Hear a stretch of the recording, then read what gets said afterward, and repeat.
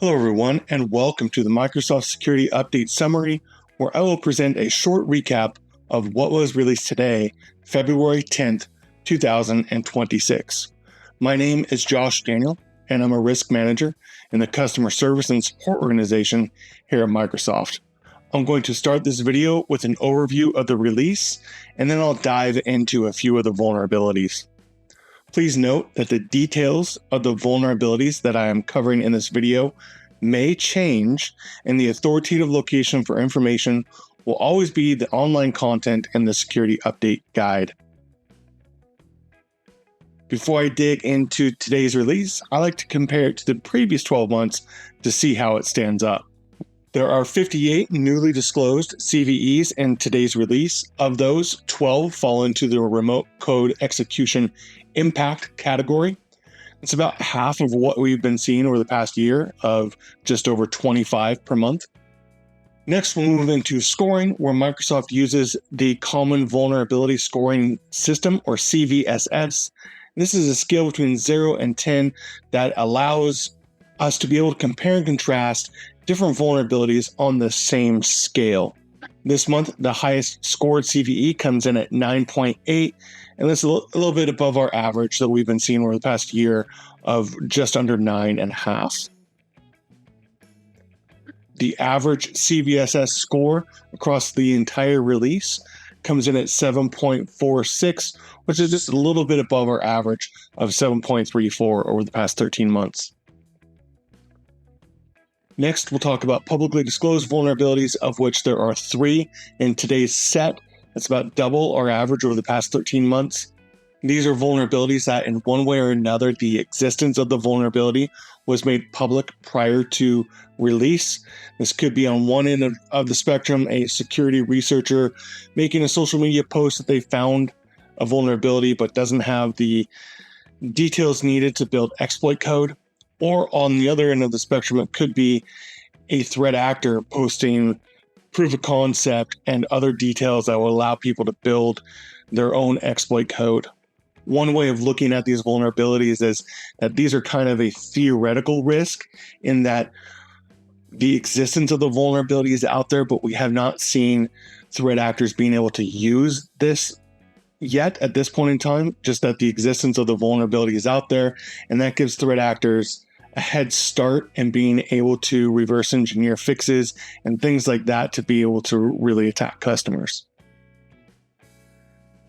Now, vulnerabilities that are known to be exploited out in the wild, these are more of a real risk versus the theoretical risk of publicly disclosed. These are vulnerabilities that in one way, either directly with Microsoft or through our partners, we've noticed some sort of exploitation out in the wild. This month, there are 6 vulnerabilities that were known to be exploited prior to release in today's set.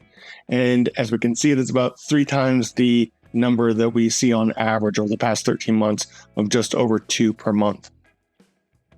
Okay, now that we've compared this release to the previous 12 months, let's dive into this release, and we'll start with our overview chart, where we put the Windows products towards the bottom, and then we move up into products that are not necessarily serviced every single month.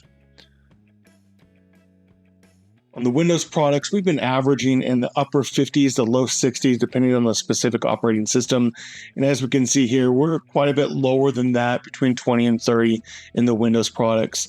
As we move up the chart, we'll see Visual Studio. There are a couple CVEs that require updates to mitigate. There's a few vulnerabilities in the Azure umbrella that also require some customer actions. Exchange has a CVE that I'll talk to in just a moment. Office and SharePoint have a handful of vulnerabilities that are being addressed with updates this month. So if you're using Office, Exchange, Azure, Visual Studio, or Windows, there are actions for you this month. All right, let's start with the first vulnerability. This one is in Windows. This is documented as CVE 2026-21510. This is an important security feature bypass vulnerability in the Windows shell component. This one was publicly disclosed, and exploit has been detected on this vulnerability. The base CVSS score here is 8.8. The attack vector is over the network. The attack complexity is low. No privileges are required, but user interaction is required to leverage this vulnerability. And that user interaction, in this case, an attacker needs to convince a user to open a malicious file. And so that's how this would be leveraged. There are no document mitigations or workarounds for this. As far as the affected software, it's all versions of Windows that are in mainstream support, whether that's Windows 11 on desktop or Server 2016 up through Server 2025 on the server side. Next, I'll talk to another important security feature bypass. This one is in the MS HTML component of Windows. This is documented as CVE 2026-21513. This one is publicly disclosed and exploit detected. The base CVSS score is 8.8. The attack vector is over the network. The attack complexity is low. No privileges are required, but user interaction is required to leverage this. And that user interaction, similar to the previous one, is that an attacker needs to convince a user to open a malicious HTML file or a link file.